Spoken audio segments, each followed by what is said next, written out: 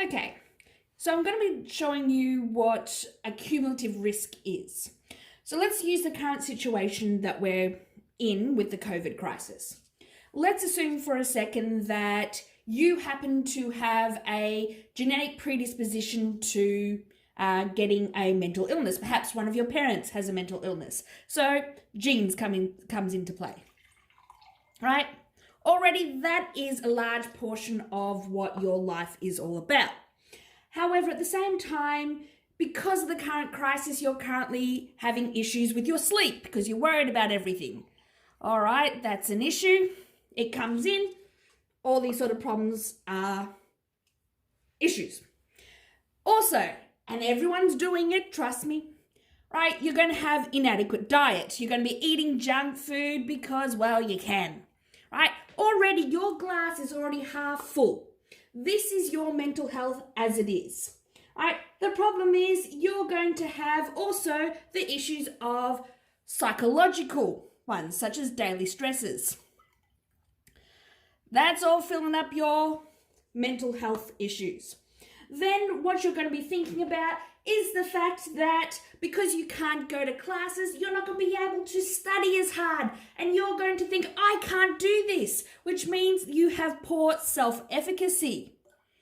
And that glass, your mental health, it's still there, it's still welcome, but you're having issues because you can't cope, right? And because you're not coping as well as what you normally would, you might have what's known as impaired reasoning. The whole idea, this COVID crisis is just not ending. It's never going to end. I'm never going to get out of lockdown. This is my life for the rest of my life. So you start having impaired reasoning. And that glass is getting pretty full. And this is only the biological and psychological side of things. We start having this issue of, because we're in the COVID crisis, we're no longer able to access the social support we usually did.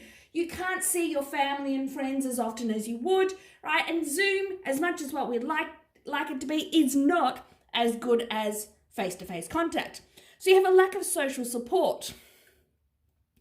And that glass is almost at the top there, right? You still have decent mental health, but there's going to be an issue. Because we are currently in this crisis, right?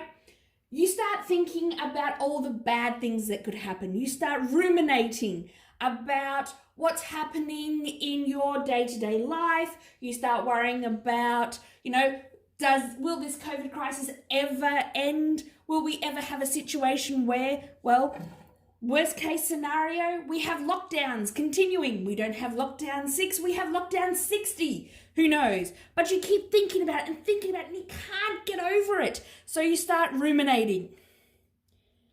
And that glass starts to overflow.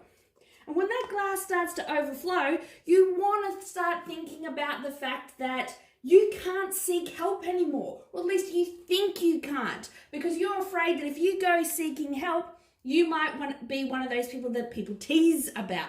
So you start having what's known as stigma about seeking help. So you start worrying, I can't seek help, I can't seek help. And eventually, your cup is going to overflow. You no longer have mental health. So all of these different things are accumulating. And we're not even including all the situations where it could get worse. So we're just talking about things that just go on top of all this. We're talking about inadequate ability to process the drugs, and that adds to that.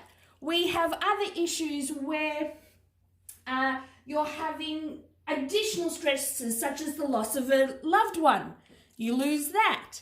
If you happen to have an issue with your friends and family, you can't get their help, so you're losing that as well.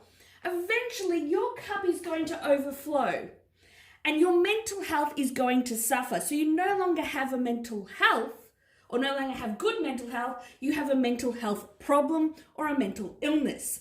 And this is because the biological, the psychological, and the social issues are all causing your cup to overflow. They're accumulating. And this is what's known as a cumulative risk. It's not just one factor that causes a mental illness. It's all of them combined together.